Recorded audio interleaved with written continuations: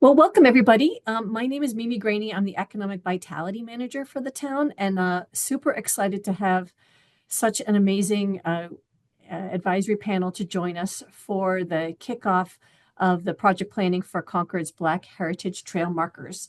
And we're planning on meeting roughly monthly over the next few months as we advance this project. So just going to quickly review the agenda. And we've got kind of our core members that are helping to facilitate Joe Palumbo from the DEI Committee and the Concord Visitor Center, Beth Williams who's the tourism manager for the town, and Jen Tur from the Robbins House, who will be logging on shortly. So we're going to do an introduction of the advisory team first. Then we're going to kind of give an overview of this project overall. We're going to be sort of talking about the scope of work that we're going to be undertaking, our outreach plan. We're really looking at this project being not only the installation of the markers, but really engaging the community of learning about Black heritage as part of this process and being involved as a kind of shared effort. We'll be covering questions, so we're going to kind of try to move forward that and then be able to answer questions at the end. Then we're going to talk a little bit about how this group wants to work together and how we can be part of that outreach and education effort. And then we're going to have sort of a more extended closure round, we hope, to kind of facilitate some of the bigger questions that folks might be interested in. So Joe, I'm going to pass it over to you to lead our introductions. Okay, great. Like Mimi said, also super excited to have this group of people who want to help with this work. So many of you have not met each other before. So we're going to go through and just give an opportunity for each member of the advisory team just to do a quick introduction. And it should be something really simple like, hi, I'm Joe Palumbo. I work at the Visitor Center and I work at the Robbins House. And I'm so excited that we're going to make some history by doing this project. So I'll turn it over to the list. Let's Beth and Mimi introduce yourselves. For those that don't know me, I am Beth Williams. I am the tourism manager here for the town of Concord. And also as part of this role, I am the chair of the board for Revolutionary Valley, which is our convention and visitor bureau. And I'm super excited to kick this off. Mimi? Mimi Graney, I'm the Economic Vitality Manager for the town. So Beth and I are kind of a tag team of those two divisions. We're based in the town manager's office. Some of my roles are I coordinate the Economic Vitality Committee and the staff to them, and then work with the two cultural districts, West Concord Cultural District and Concord Center Cultural District. Some of the markers that we're looking at would be in that district. And I help shepherd public art projects through the town, ones that are approved, that are in public land that are reviewed by the select board. And so that's part of my efforts to coordinate this effort. So I'll pass it over next to Rebecca. Hi, I'm Rebecca McDowell. I'm a longtime museum professional specializing in exhibits and interpretive planning. And right now I run the Thoreau Alliance, the organization that stewards Thoreau Farm, the birthplace of Henry David Thoreau, and the Thoreau Society, the international community dedicated to Thoreau studies. Thanks. Maria Madison, could you turn your camera on and say hi? Hi. Thank you so much for the honor of inviting me to this group. Pretty excited. Been a Concord resident for a couple of decades. Apologizing for my dog in the background. Hopefully you can't hear him, but he's barking like crazy. Yeah, been a part of Robbins House journey, and I work at Brandeis. Thank you. Rob Monroe. Hi, everyone. Rob Monroe. Been in Concord now for about 15 years. I've supported and been a part of a lot of organizations in town, including the Robbins House, Concord Museum. I work at Concord Academy here in town, but live at Middlesex School in town. Currently on the Historic Commission with, it looks like a couple other folks here. And just really passionate about and nerdy about Black history, life, and culture. And so really excited to collaborate with you all. Thank you. Nikki Turpin. Hi, I'm Nikki Turpin. I am the current co-president of Robin's House. I do not live in Concord, but I feel like I probably should just move there at this point. Also as well, super dorky nerd about all things Afrofuturism and Black history. So really excited to be able to do this work with you guys. Thank you. Osa. Hi, everyone. My name is Osa. I also go by Osa Magbay. I work at the Carroll School and I also live in West Concord. Um, yeah, love all things Black. So excited to do this. Thank you, Osa. Sam Williams.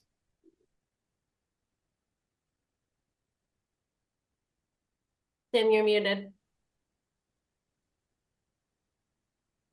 Good. Got it. You're muted, Sam. Okay, I There just you go. There you to unmute go. myself. Okay. Good morning, Sam Williams. I am also not a resident of Concord, but I've been working there for the last 4 years. I'm the executive director for Concord Prison Outreach, which is an agency that was founded in Concord and has been in Concord, many of you all know, for many years, started by Di Clymer. I also am both a poet and a very, very deep thinker when it comes to African culture, Black culture, and how it relates to the American experience. Thank you, Sam. Michael Williams. We got a lot of Williams on this thing. How about that? And I'm sure we're all part of one big family. Mhm. Michael Williams, I'm from Concord. We lived here 33 years. Recently elected school committee member, recently appointed board member to the Robbins House, and excited to be part of this group. Excited to see what we can do together. So Thank you for inviting me. Thank you. Brian Bradbury. I am Brian Bradbury. I'm the executive director of Revolutionary Valley Regional Tourism Council, or formerly the Greater Merrimack Valley Convention and Visitors Bureau. Very excited to be part of this group. Thank you, Brian. Ann Clifford. Ann Clifford. I'm a senior planner here in the planning division for the town of Concord.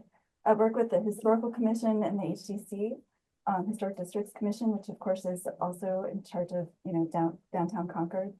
And I'm like Rebecca, who I know from a previous job. I'm a longtime museum professional and sort of made a switch over to historic preservation because Concord just has such a wealth of history.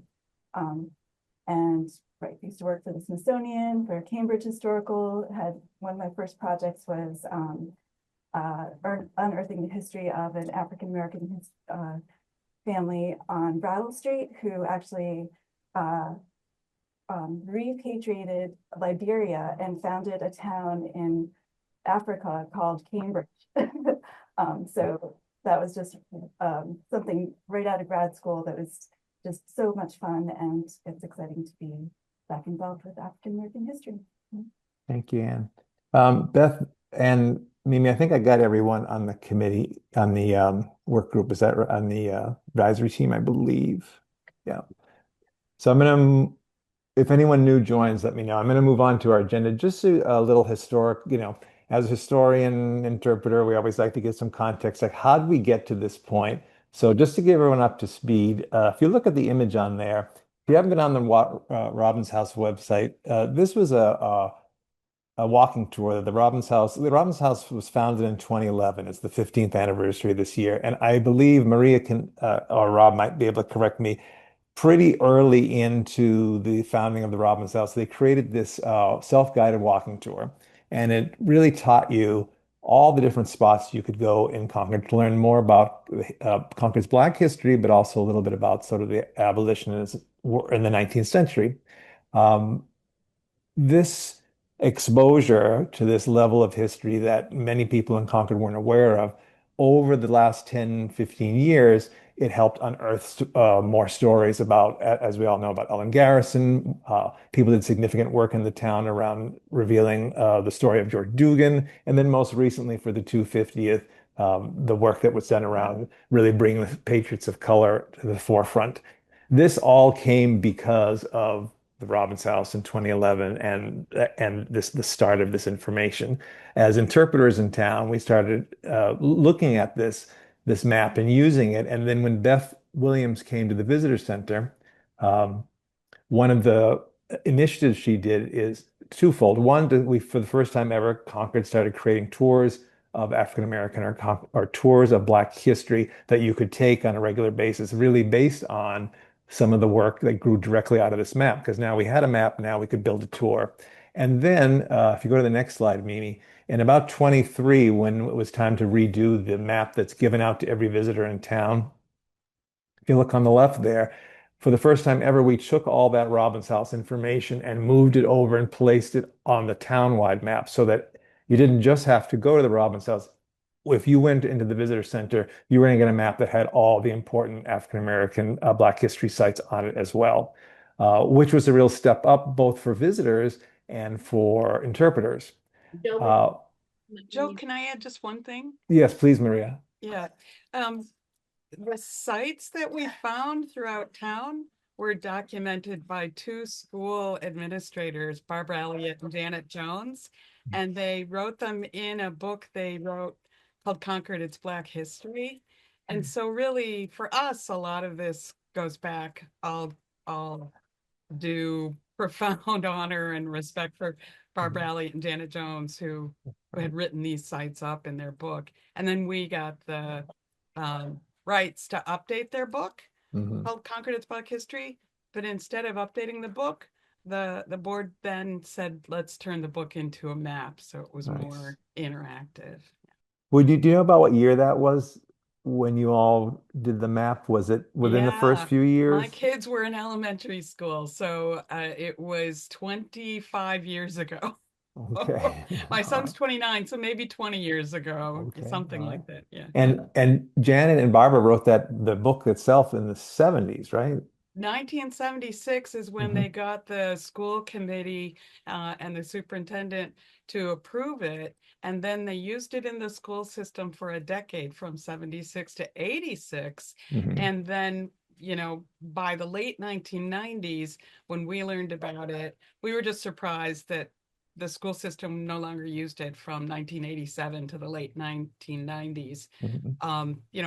Probably had to redirect its funds and its whatever its focus was, but yeah. So you see there's such a long genesis to this work that when it finally got into the town map and finally got into the town tours, we got some interesting reactions to folks. And I just put these two pictures here because one of the significant things on the map is the Great Fields, the first Indigenous and later Black neighborhood in Concord, where John Jack's house was, where the Garrisons lived initially. If you went there on a tour, if you took the map and you tried to wander over there, that picture is what you'd find. You'd be at Block Gate because you really didn't have access to it. And I had visitors tell me, hey, I went on the map and then this is what I see. You somehow, as a town, you figured out how to, if you look at the picture, you figured out how to make a sign for the turtle crossing, but you haven't been able to yet figure out how to make a sign for Concord's Black neighborhood. So we took that to heart. And then the second picture is of what is now St. Bernard's or Holy Family Church, which was the Universalist meeting house where Frederick Douglass spoke when he was a young man on October 1st, 1841. And on tours, you would tell people about that and they'd go, how come there's no marker to this? If I didn't have a tour guide, I'd never know. I've had tourists say to me, most towns, if Frederick Douglass spoke there, they'd mark that. So we've taken that in. And last summer, 2 summers ago, Jen Turner from the Robbins House had a summer intern who did some extra work on documenting the Great Fields. And we started to work with Mimi about, could we maybe get 2 signs, 2 markers, just to teach people about these 2 sites, just as a start. And from that, this summer, the state put out a grant for multiple sites. And we thought, well, why not write to that? We've had good success. So that's sort of the genesis from, sounds like Barbara's work in the 70s to Maria's work in the early 2000s to the work in the last 10 years or so. That's how we get to this grant. So Mimi, do you want to talk a little bit about the grant? Michael has a question. Oh, Thanks. It was actually a question based on something that Maria had mentioned, in particular about the schools. If that book originated from the schools, any idea of why or where it's gone since? Thank you. Yeah, we went before, I mean, we're talking 2 decades ago. We went before the school committee, and the school committee, it's on a videotape somewhere from 2 decades ago, gave us the rights to republish it. So we took on we took on the responsibility to republish it, but we redirected. Instead of updating that book, we converted to creating a map, albeit it was pretty rudimentary in the beginning. Thank you. So Mimi, pick us up with the grant itself. Yeah, I made the mistake of touching too many buttons. So last summer, I worked with Joe and Beth to do a grant to the Massachusetts Office of Travel and Tourism. They have this program called Destination Capital. Last summer, it helped fund, or last spring, fund the set of benches that were help support visitors during the 250th. And this year, we wrote a grant to do these markers and to do a full set of them. There was sufficient funds. So it's a one-to-one match. So they gave us a grant of $14,000, which we've been able to match with another $14,000 with ARPA funds. The state grant says we have to have the funds encumbered by the end of June. The ARPA funds need to be spent by the end of December. So it's a kind of shorter time frame than what we would have liked, but that's kind of, we didn't actually get the final contract for the grant until December. So it's one of those state things of like, hurry up and wait, and then hurry up some more. So the actual grant is to do a set of 8 to 10 signs. The town standard traditionally is to do carved signs with out of wood or some other kind of more natural material.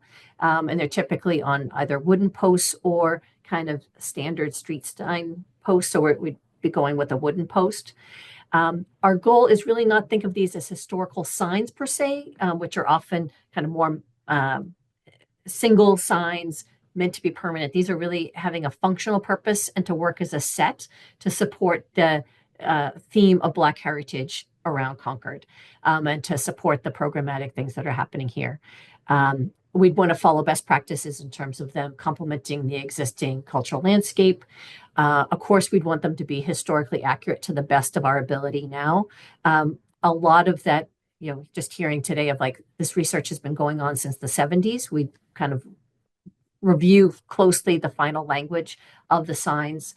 And we're really wanting this, as I said earlier, to be centered on education, both of Concord residents and our visitors. So these signs aren't just standalone, they're really part of an overall educational effort. So I'm just going to sell a couple of possible sites that we looked at because when we put the grant together, we had to pick a few. Just to give you a sense, and some people ask, well, what are they talking about? Here are some examples, although these may not be the ones that end up or in final. I'll go through it very quickly, Mimi. One is the one we referenced already, the Great Fields Historic Black and Indigenous Neighborhood. There is a lovely path that goes right by it that people go on. It'd be a good place. We got a lot of folks who go on Revolutionary Trail would learn about it. The second one is the Universalist Meeting House, Holy Family Church, where Frederick Douglass spoke in October of 1841. Another possible site would be the well-known John Jack grave site. Some interpretation up there right now. If you know about it, you know the importance of that site. But if you're just wandering, there's no context to the marker or that interesting spot. The next one is another possibility is the Bigelow House. The Bigelow House sits across from the library, kind of catty corner to the Umbrella. And it's a hugely significant house in the Underground Railroad. One of the most famous early challenges to the heinous Fugitive Slave Act was the escape of from the courthouse of Shadrach Minkins, led by the Black abolitionists in Boston, getting Shadrach Minkins out here. And he spent the night, a few hours at the Bigelow House, which is very well documented. And it's rare to have a well-documented Underground Railroad site. And we have no marker of any kind or no acknowledgement that this happened here. And folks who live there are quite interested. They've done several CBC Canadian broadcast documentaries have taken place in that house. So folks outside of the country, outside of the town, know about this spot. It'd be nice if our visitors in our community did. Next spot is a possibility. The site near in Walden for the Brister and Fenda Freeman House, and maybe a little bit about that neighborhood. Robbins House put a marker in the early 2000s last year. I don't know if he's on the call, but there was a part of the history. There was a high school student who, for his Eagle Scout project, tried to get several markers throughout town. To make a long story short, he ended up with one small one that is in this area. So we've done some work here, but that definitely could be a neighborhood that could be noted more. The next one, and just so many people walk up and down to the bridge, and when they walk up and down to the bridge, they go by what's called the Garrison Homestead. Garrison Homestead was the home of John Garrison, Ellen Garrison's brother. He was a town employee for about 15 years, well-respected and known man in the community, and this is where her dad lived with him, and this is where Ellen would live when she'd come back in the summer. Beautiful home. Very engaged neighbors who are interested in letting people know about the significance of their home. So these are just a few of the types of examples that we're talking about, so you get some sense of what will be a large list that we'll have to narrow down in the end. And that's really where the advisory team comes into play. So Mimi, do you want to pick up with that? Yeah, so in terms of the role that we're hoping all of you can contribute, so there's a core team of Joe Palumbo, Beth Williams, Jen Tur, and myself. And we'll be kind of doing the behind the scenes work. We're hoping that all of you, as you're able, can assist us with the outreach in terms of public education and attending some of the various community meetings. And I'll share at the end some of those upcoming dates that are already on our calendar. I think a lot of it is really about advising and reviewing the historical interpretation. There's going to be a number of factors that are going to influence where the signs are placed. Some are on private property, some are on public property. We really want the set to make sense, recognizing that we've identified a number of locations and we want to factor in everything, but really centering on interpretation is going to be, while it can be easy to get into the mechanics of like, oh, there's enough room for such and such sign, but we really want it to make sense about why we chose a location. Hoping all of you can help be ambassadors. So if you're in particular serving on different committees, in different groups, if you can pass the word around this program and help us kind of share the context and this work. And then as we go really implementing this program and making those decisions, helping us to do those determinations on the locations and integrating it into the other work that we're doing, whether it's tours, other materials that may be growing out of this to help us sort of really maximize the opportunities of these signs. We sort of have a very ambitious outreach plan, and we're recognizing that we're working at a number of different levels, both in terms of the regulatory authorities, which would include the Select Board, the Historic Districts Commission. The Public Works would have some authority in terms of the location of some of the signs. There's a lot of advisory entities like the historical commissions, the Concord Center Cultural Council, the 250th. Concord has got 60 plus, I think, committees, formal, and then there's lots of informal, and we'd really want to engage as many folks as part of the conversations. As I mentioned, some of these sites are on private property. From the 250th benches, we have an agreement template in place for granting permission for the town to be able to do a project that's on private property. So those are ready to go, but we need to have formal permission for the location of those. And then just students, residents to be part of this. And then on the right is the various methodologies. We'll be looking at sort of doing some formal tour tools like slideshow presentations that will back up the conversations. One idea that kind of isn't detailed here, but was in the work plan is maybe doing some temporary signs that might be up for just a day or two to kind of help have on the ground information about the project. So Joe. Okay, so sorry we've talked so long, but we're right on time, and now we want to open it up to the members of the advisory team. What would be any specific, like clarifying questions you have, like factual, that kind of have an answer to them that maybe Mimi or Beth or I or Jen could answer for you?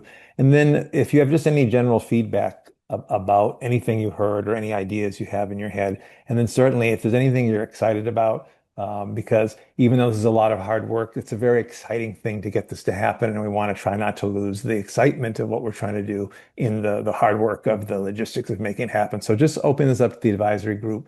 Just unmute yourself if you have questions, feedback, and what are you excited about? Any combo of that for our group, that would be very helpful. Michael, go ahead. Michael, Yeah. Go ahead. Sam? So Oh, sorry. I guess first off, I'm excited, period. Just the thought of seeing Ellen Garrison's or Jack's story. I'm excited. Question, I believe I heard Mimi say early on, one of the early introductory slides, that this is the markers are wooden. They're going to be more like in National Park Service markers that we've seen, I think. Are they temporary, or is there a thought at like this is a work in progress with a concept toward permanence? Thanks.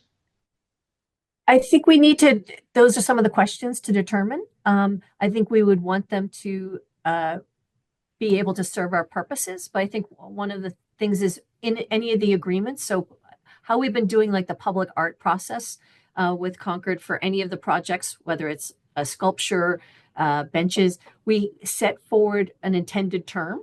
And so for the art benches that had an initial 6-month term, for the benches that we're in is like a 3-year. I think that's part of what we want to talk about, maybe 5-10 years. Like we'd want to define that as part of how it goes. And we might find that some of the sites might have a shorter or longer term based on kind of what agreements we set into place. In terms of the design, again, that's like up in the air of that's part of what we're going to be determining as we go forward. There are some style guidelines that the historic district typically prefers, but some of those style guidelines kind of overlap with some of the existing signs. For example, the ones that are at the cemetery, and do we want to closely match that or defer from that? So those are kind of open questions that we need to figure out. Okay, Sam Williams. Yeah, Joe, I wanted to ask a question. When you talked about the Great Field and the African Americans who formerly lived there and the indigenous community, right? So this is a question around language. And I know the grant is Black Heritage Trail markers, right?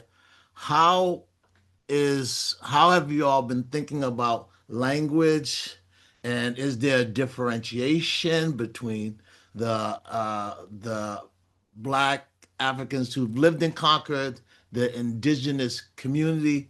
Are you including both of them as like, and then the sensitivity? Have you thought about, or is this just specifically Black people who lived in Concord, and then the Native indigenous community is a separate project at some point? Have you thought about the language and the differentiation and including, not including? What's that vision? I can give you a very short answer. I think that for this particular project, we're focused on Black Concordians and telling Black Concord history. You can't talk about the Great Fields without understanding and mentioning that at some point, for years, we're believing that was the center of the indigenous community. However, we're going to talk about sort of the 17, after European kind of moved in here, and the Black settlement. I think that's the focus. However, we know that if you're talking about people of color in the 16th, 17th, 18th century, we're talking about a very mixed group of folks. But this is particularly a Black heritage history project.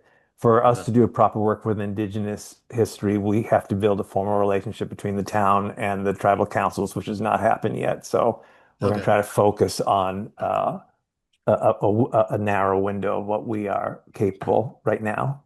Yeah. Okay. No, that's clear. It's just when I heard the language, I Yeah, didn't know if it was. yeah. Okay. No, Good. that's clear. Thank you. Other comments, questions from our advisory committee? I have a couple of couple of quick ones. One is when we were thinking about converting from the book to the tour, it was because we were also Metco family friends parents for our LCAT kids. So we wanted a way for kids who were coming particularly from outside of Concord to know that they belonged in Concord. They would have a feeling that, you know, Black history was here, their history was here, it's all combined. So I wonder whether some thought can be considered to include Harriet Tubman, because kids in elementary school know about Harriet Tubman, learn about good point. Harriet Tubman, and if you Google Harriet Tubman in Concord, Mass, you'll get a nice description of why that might be Yeah, absolutely. consideration. And then the only other thing I wanted to put in the parking lot is that Kendra Field and Carrie Greenidge, two Tufts historians, and have been instrumental in the background for a long time with the Robbins House in various ways. But they created a Massachusetts Black History Trail. So, you know, I don't know if this needs to look similar or could be incorporated or included in their work, but that might be a great partnership one way or another, whether it's just verbally or in text, or whether the markers that the group chooses somehow is informed by them or is also in partnership with them. Really good point. And you're talking about that through Tufts, right? That Yes. heritage trail they have. That's right. Yeah. We did ask Carrie if she'd be an advisor on this team, and I know she didn't answer because she's really busy. But if you cross her path, if she answers your email faster, you can always ask her Will if she do. want to review any of our work. That would be super helpful. Thank you. And I'm sure Kendra would. I know Carrie's super busy as well, but yeah. The other thing, I can speak to that just a little bit, Maria, in that in my role, you know, as overseeing visitors and tourism, we do work really closely with the state for all of our maps. So we work with MOT and you know, all the other entities. So there is a women's history trail that was created by the state.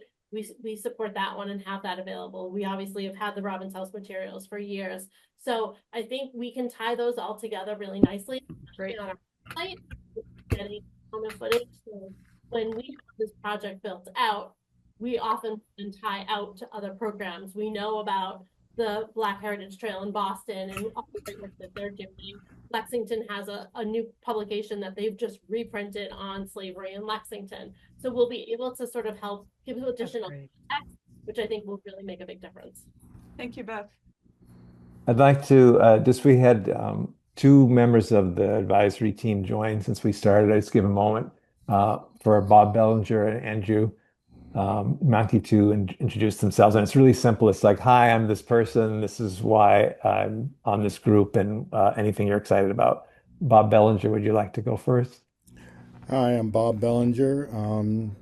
I'm a public historian. I do a lot of work in Lexington. I'm on the board of the Robbins House and have worked with public history for a lot of years. And sorry I'm late. For some reason, I had it as 1 o'clock in my head, and then I checked my calendar and said, oh. Thank you. Nice to have you. Andrew, did you want to say hi? Good afternoon, everyone. Andrew Nyamicha. I'm the Director of Diversity, Equity, Inclusion, and Belonging for Concord Public Schools and Concord Carlisle Regional School District. I, too, am very, very much excited about this initiative. And similarly to what Dr. Madison shared, it is very important that we also center particularly our Boston Medical students, and to ensure that they know their history exists in this town, and in which many of them have been part of this education system since they were in kindergarten. So again, I'm excited for this work. Thanks for Andrew. We know you're really busy. We appreciate so much that you have time to join us. Thank you very, very much. Other comments, questions, or statements of excitement from the advisory team? Anne wants to chime in. Oh, No. go ahead, Anne. Yeah, I can't seem to find my hand on the screen. Can always wave.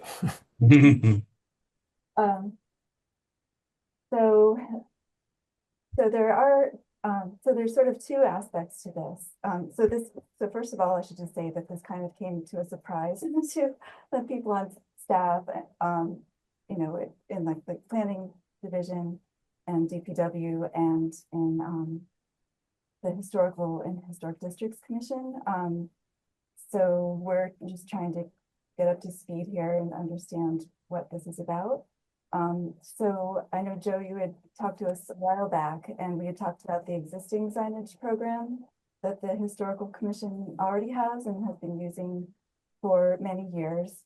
The Historical Commission and HTC just got through a historic preservation planning project, or just finishing it up actually. And as part of that, you know, they're looking at, you know, updating the educational offering. And so a recent applicant to the Historic Marker Program was the Bigelow House. And so the sign on the house was the Francis Bigelow House and the date, but they've been approved for the Anne and Francis Bigelow House safe for Chadwick Lincoln. Right, so the Historical Commission is already working toward using existing signs to add sort of these, but what is important about this house? It's not just the male owner and the date, it's contribution. So the interpretive piece is one aspect. We're all very, very excited about that. Is more complicated, as we'll know. And this is another thing that came out of the Historic Preservation Planning Project. We did a big community-wide survey, and in the survey, there was a lot of concern about homogenization and commercialization of Concord, that they don't want to become you know, this urban thing, right? Filled with signs. Also, you know, and they talked about, you know, the cumulative effect of you know, excessive signage, and so the town has always sort of tried to scale back on signage and keep it simple. And also we've learned, you know, with the tercentenary markers, that history, interpretation of history can become outdated very quickly, right? So, you know, we've always encouraged, you know, web or publications or maps instead of permanent signage in the landscape, which are expensive and difficult to correct, right? And plus they involve maintenance, right? But this is talking, you know. Thank you. Thank you. That's part of it. And just gonna keep an eye on time here, Anne. Right. Well, so we just want to make sure that this advisory group is aware of all of these, you know, concerns about signage. Oh, and I did want to mention too that the another result of the of not just the survey, but things that I've been hearing, you know, I attend a lot of public meetings, is that, you know, Concord is not a theme park, right? And it's not an open air museum. You know, it's not Sturbridge Village, it's not Plymouth. And so it's a living, breathing community. And so, and I hear that from you all too, of course, right? And so sort of to overload it with interpretive signage sort of could put it into that category where people think that it is fake. It's like, right? So thank you. it's a lot to consider. It's a lot. It's gonna be a lot of work, Anne. I just want to, there's a couple folks, Joe Zellner joined. I want him to get a chance to introduce himself. Joe, we're just doing like, hi, I'm this person. This is my background, and this is why I'm interested in this project. and I apologize for being late. More details later, but the funeral went longer than the service went longer than I anticipated.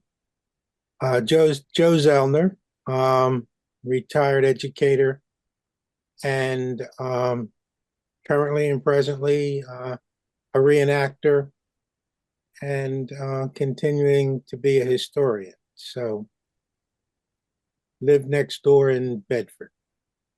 I see, Joe. And Joe, didn't you used to teach Black history at some point somewhere? Still do, every chance I get. And developed a course for the high school. Unfortunately, when I left, so did the course. Yeah. Joe, Well, your course is back. I just want to let you know. it's good to And know. it was co-designed with students at CCHS. Nice. It's been up and running for about 2 years now. That's great. I remember that initiative, yes. Excellent. We have two pieces left to do. One, I want to just talk about some of these upcoming meetings, and Mimi, please correct me if I leave anything out. And then we're just going to do a round robin at the end. I want to just check in, make space for every committee member who we may not have heard from yet. Part of, I think, what Mimi described is, and as this develops over the next few months, being able to talk with enthusiasm about this project with various groups in town. So there are some early outreach dates of some committee meetings that are coming up. The Concord 250 Arts and Literature Committee coming up soon. That was this morning. I went and presented to them. Oh, that's very soon. How'd it go? It went great. They loved it. Great. Let me go back to Community Forum. Historic District Commission is on February 4th, and that's really the first time. One of the way the Historic District Commission works, you bring something before them when it's its early stages just to get their reaction. Is that right, Mimi? And you'll be going to that, and you'd like some of us to come if we could? Yes, please. Yes, and we'll send these all out again. These are all Zoom. You can join these via Zoom. The Historical Commission is on February 12th. And we know Rob is a member of that group. He'll be there, but it'd be good for others of us to join in that conversation. The Select Board, we don't have the date when this will next be on the Select Board agenda, but could be February 2nd or 23rd. Those are in the evening. You can join in person or Zoom. And that'll be sort of the second time going before the board. The first time Mimi presented to the board, they were enthusiastic, but asked her and us as a team to put together some kind of an advisory team to get started. So I think you're going back to kind of update them on where we're at in the process at that point. Correct. And I think that would be great if we had someone from our team there just to answer some questions or be able to say, hey, this is a good idea. This is why it's important for Black Concordians. This is why it's important for Black visitors. This is why it's important to have the Black voice of citizens brought into this story. This is why it's important for kids who come to our town, feel all those things we kind of mentioned today. So Mimi, is that pretty much you're going to keep on us about these dates and ask via email for people who can show and sign up for?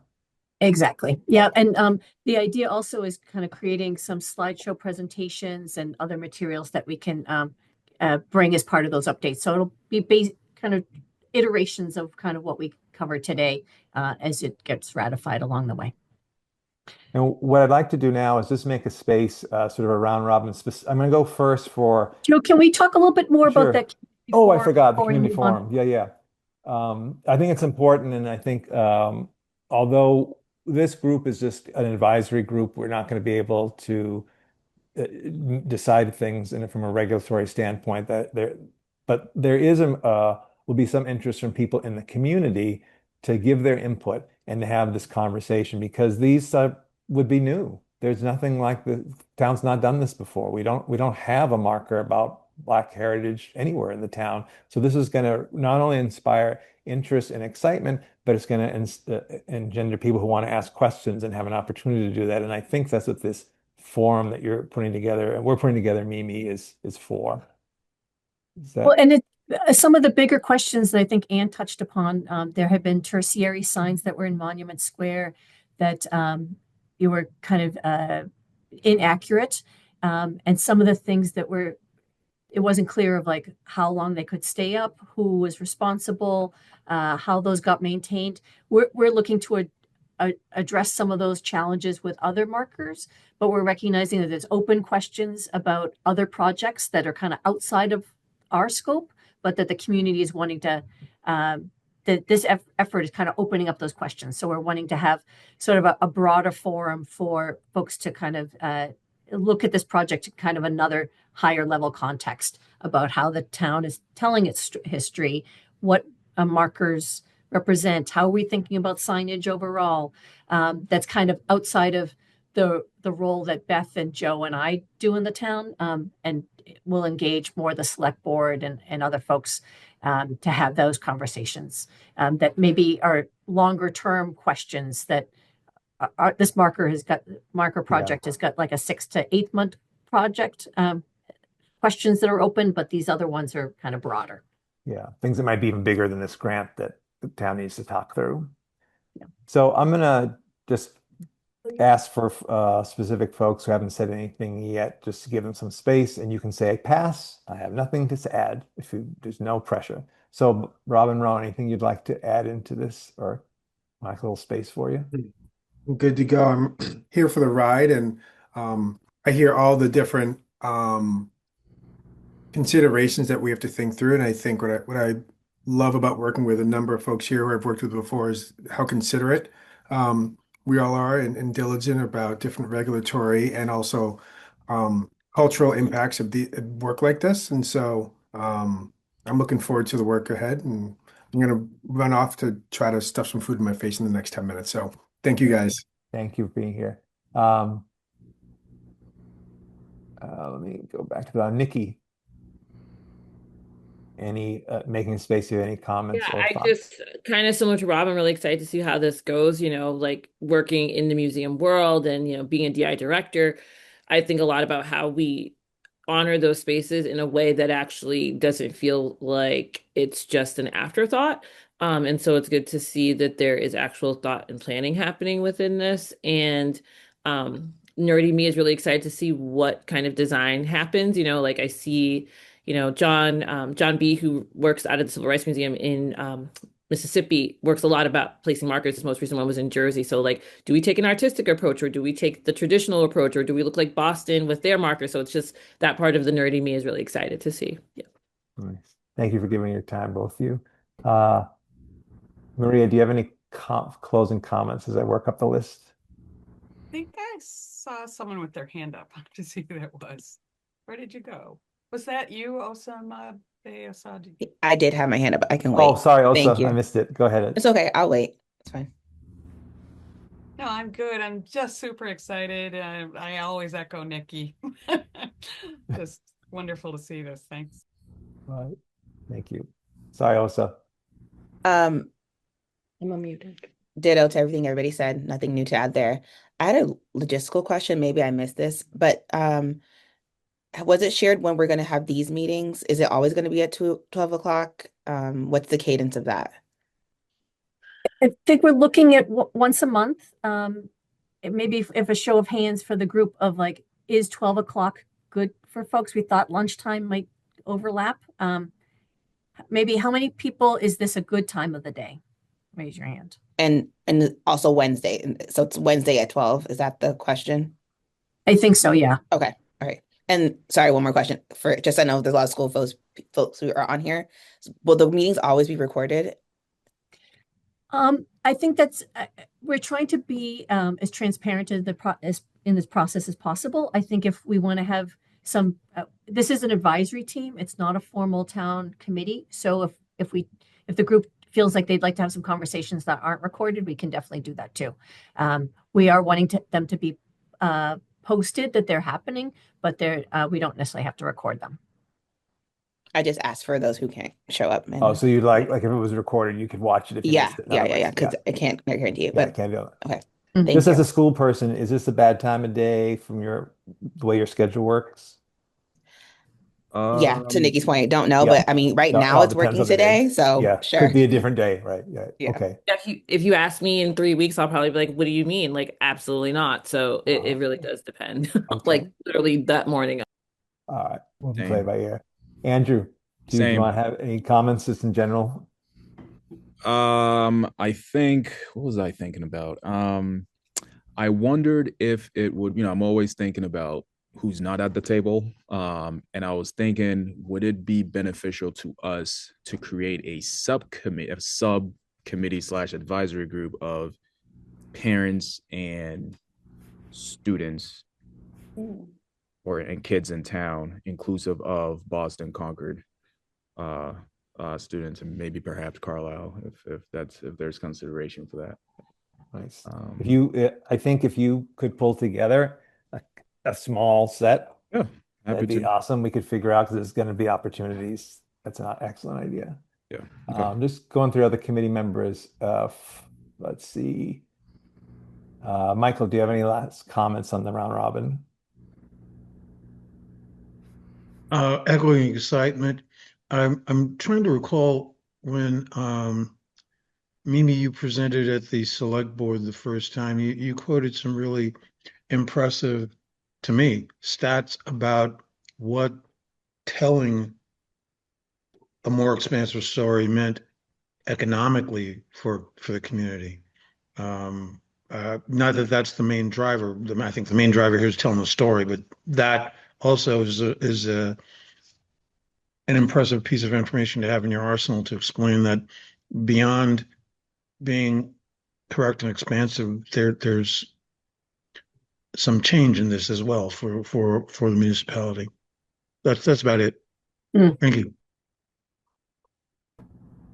Yeah, I don't have it off the top of my head. There's a black tourism. The number in the last year, nationally and internationally, is quite big, and that's a lot of the work that communities are doing to. I mean, it's the double benefit of making your community feel welcome.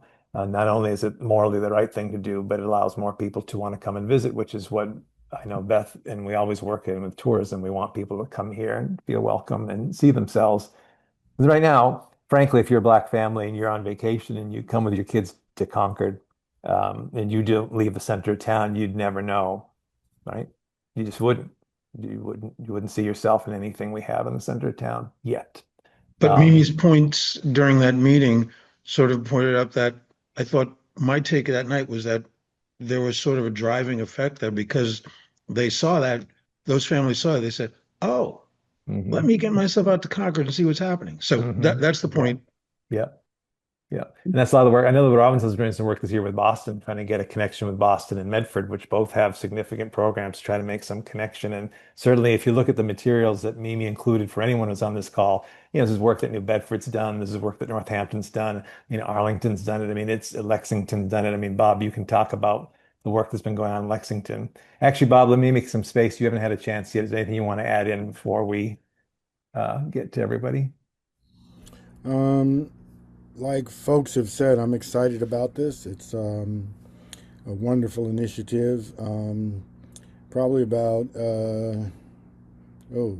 almost 20 years ago now, I put together tours for visitors from all over the country, African American visitors, for a conference. And we went to 8 different communities throughout New England to do Black history. Neither Concord or Lexington were on those, because even though I was familiar with the history, it was hard to find the places or the ways to demonstrate it. So it's great to see this.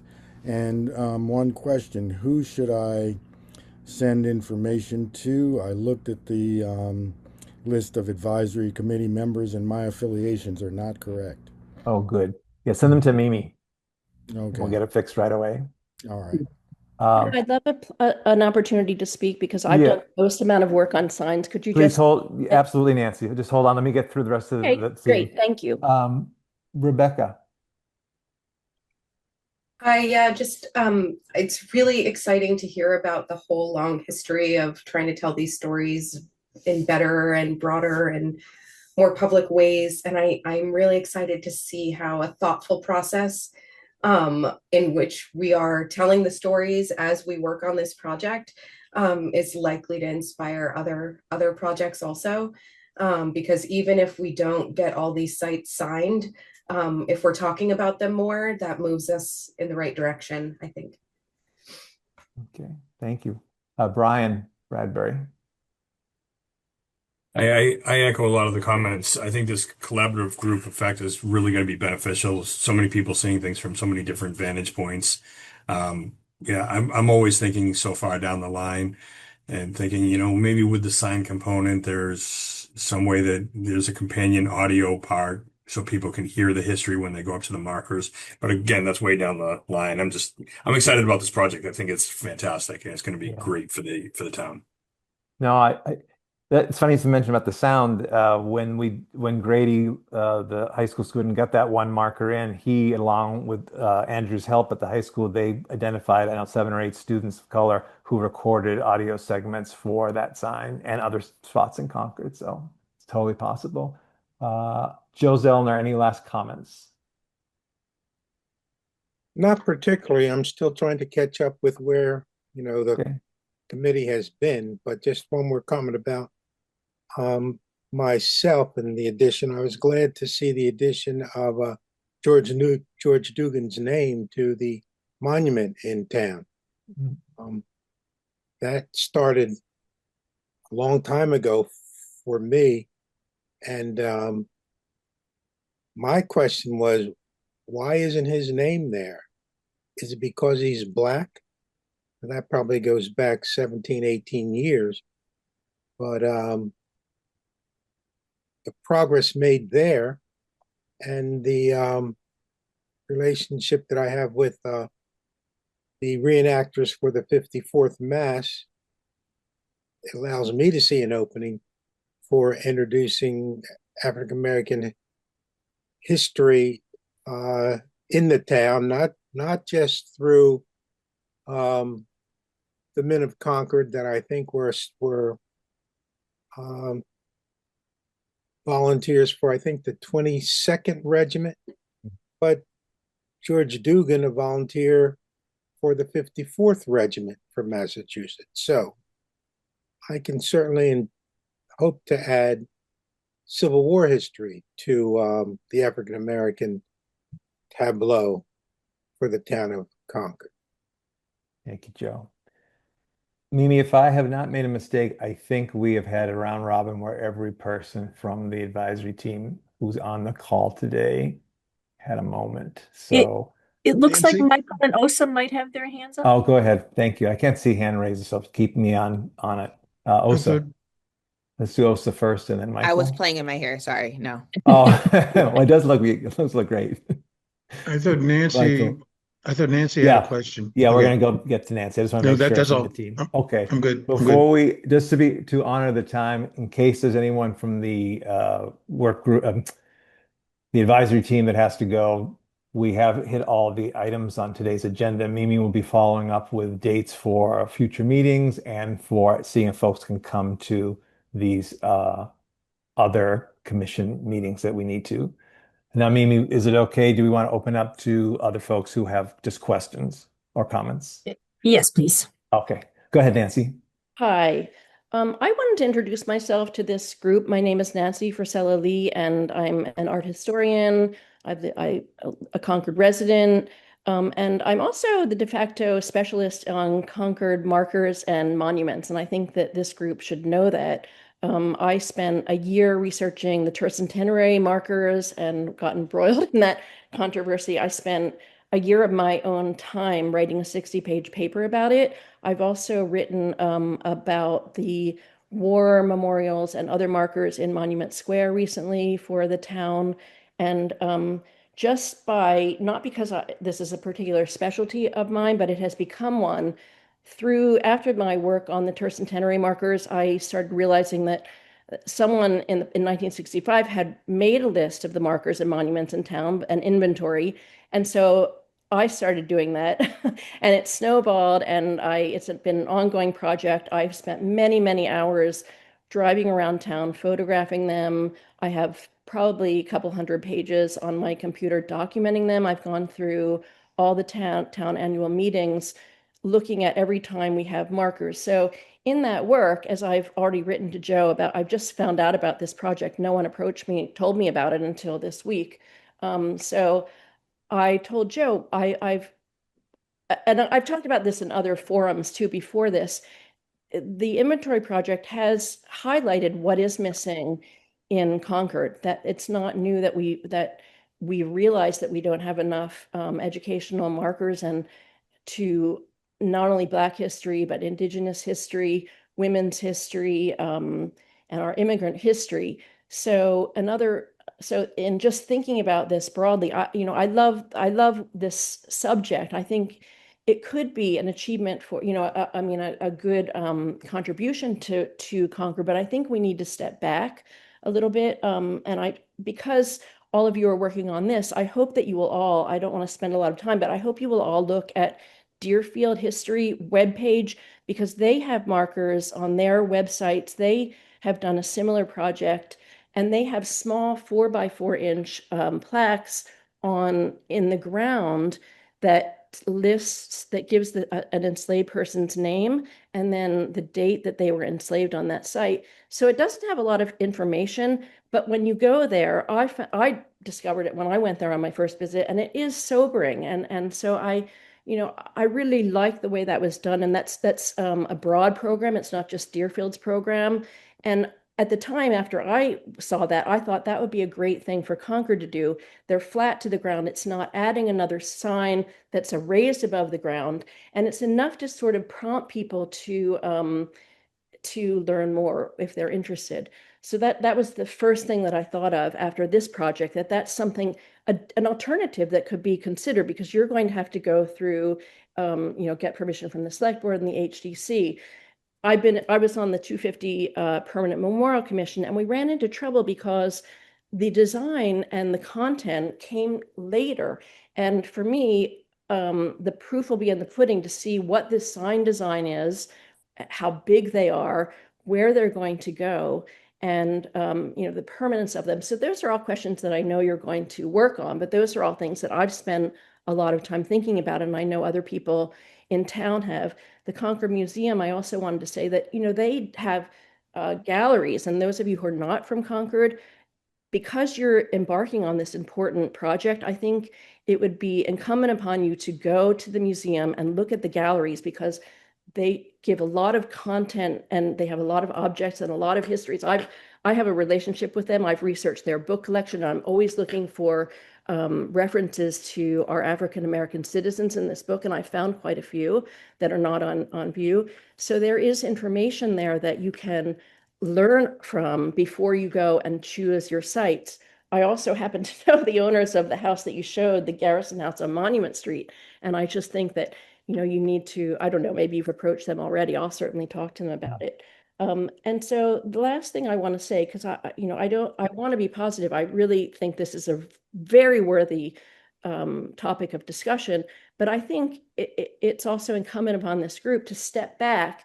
And as you're going to have meetings with the HDC and the Historical Commission, that's great.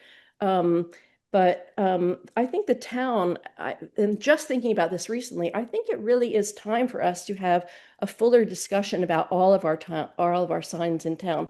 I have the information, the beginnings of information. I'm in a position to be able to bring that to our committees. We've already talked on the Historical Commission about the little oval signs that are above our street signs. Maybe some of you who live in town know about those. They're way out of date. They wouldn't conform to today's standards. And I know there are some markers, Joe knows too, that are inappropriate in Concord. They're now considered offensive. They're like the stone at Egg Rock that's in the ground. That would be really hard. We spent a long time thinking about how to remove the tercentenary markers. Those would be more difficult to remove. Just keeping an eye on the time, Nancy. Yeah. Well, I just wanted to just explain where I'm coming from, and that there are a lot of other people who will have a lot to say about this valuable information. I hope that you will seek their advice. Thank you. Yeah, absolutely. It's going to be an important conversation for the community for sure. So before we close, from the work group, any last comments or any response? Thank you all for giving your time to this project. It's near and dear to me and Mimi and Joe and Jen, who is unfortunately not here today, but she is a huge participant and a great partner in this project. And you're all giving your time, and that is extremely valuable on its own. Yeah. Please talk to others about what you heard today, and keep the excitement moving ahead. I do have one question. Which committee is actually hosting these meetings? Is it the DEI Commission? And is that how it's going to be posted so that if people are interested in attending, we know who exactly the host is? Like, who is the sponsor for this? So I'm through my Zoom account, I'm the host. They're being posted on the town's website. I'll be creating a separate page that will have this project kind of as a standalone because there's some background materials and things that folks would want to see. So I'll be sharing that, and I'll check with Dawn in terms of like how to be able to amplify it because I know there is a lot of interest in the details. No, Yeah, thank you. not a single committee that's sponsoring it. Yeah. Right. Which committee is sponsoring it? It's not sponsored by a committee. It was our just goal to get the grant. And then we knew we needed an advisory group, but it's partnering with DEI and Robbins House and but it isn't being sponsored by any one entity. Thank you. Just a lot of goodwill. Yeah. Go ahead. If we can Brian. if we can have someone send out calendar invites for future meetings as early as possible, that would be great, just to block the time on our calendars. Yeah. That'd be Will do. terrific. Yep. Great. Thank you so much, everyone, and have a great day. And it's going to be amazing what we'll accomplish. I know it. Talk to y'all soon.